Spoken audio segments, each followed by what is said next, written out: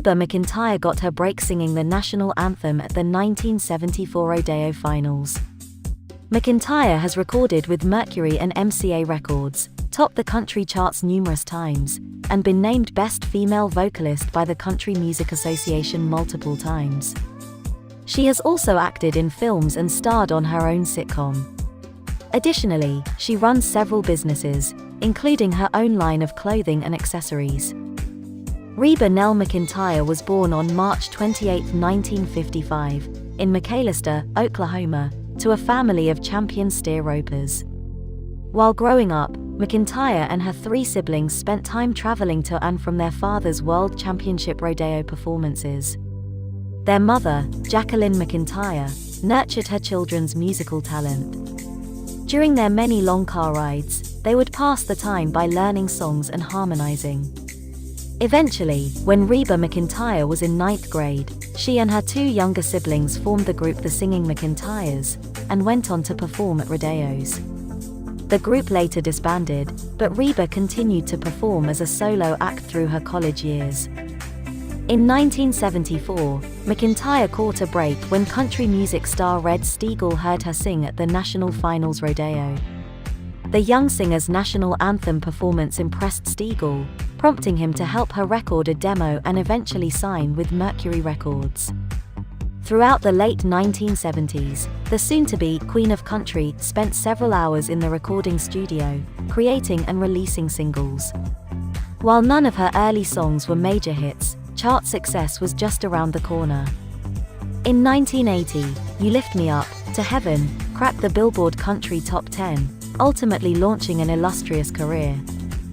Throughout the 1980s, McEntire stuck close to her roots in terms of persona, capitalizing on the rowdy rodeo girl theme in photos and on stage.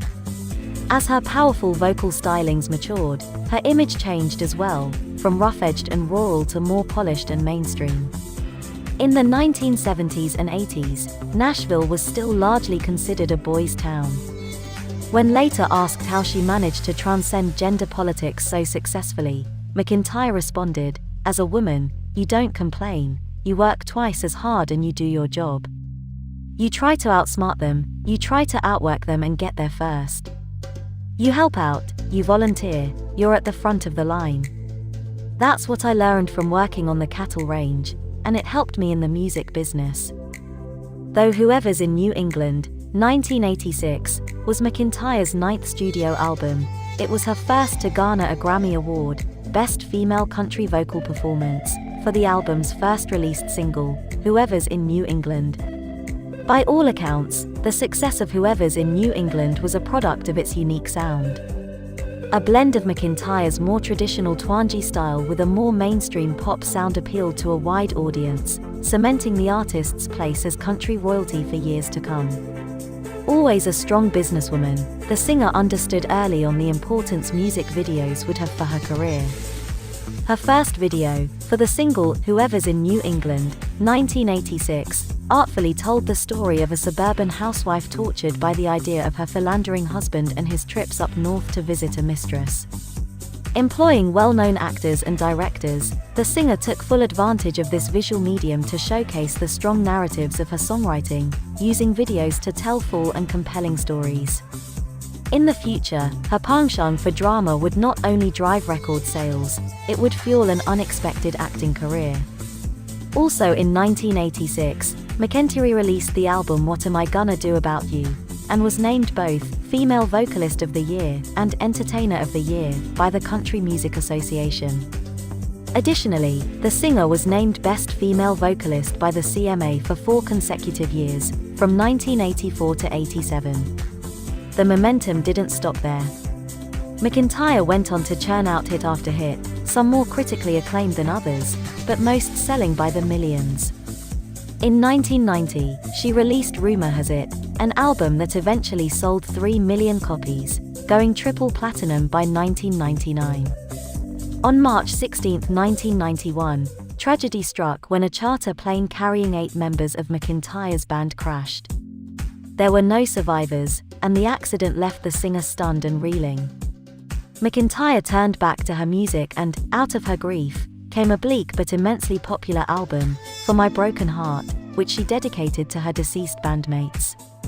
In the late 1990s, she recorded duets with Brooks and Dunn and Linda Davis, which were fan favorites.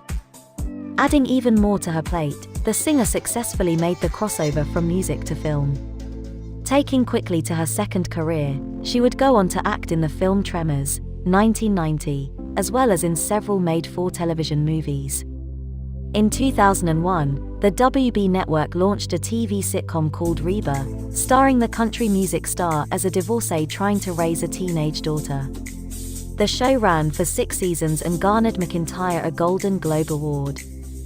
Over the past several decades, McEntire has continued to reign as the Queen of Country, collaborating with other country music hitmakers like Kenny Chesney, Trisha Yearwood, and LeAnn Rimes.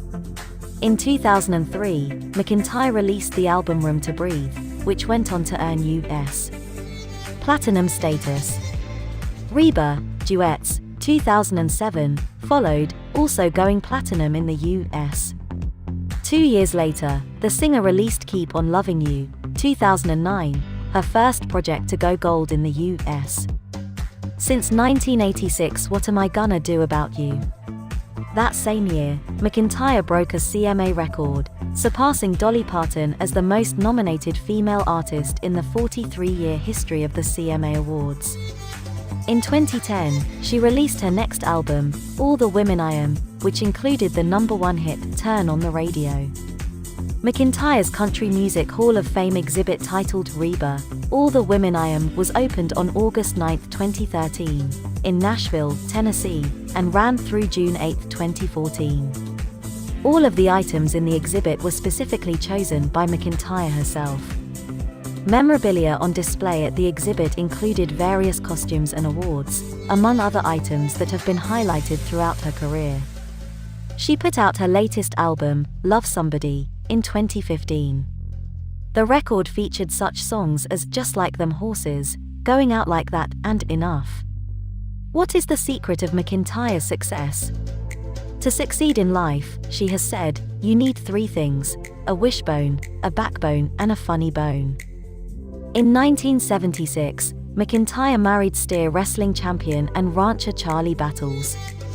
The couple owned a ranch in Oklahoma. But in 1987, just as McEntire's musical career had begun to soar, the marriage collapsed.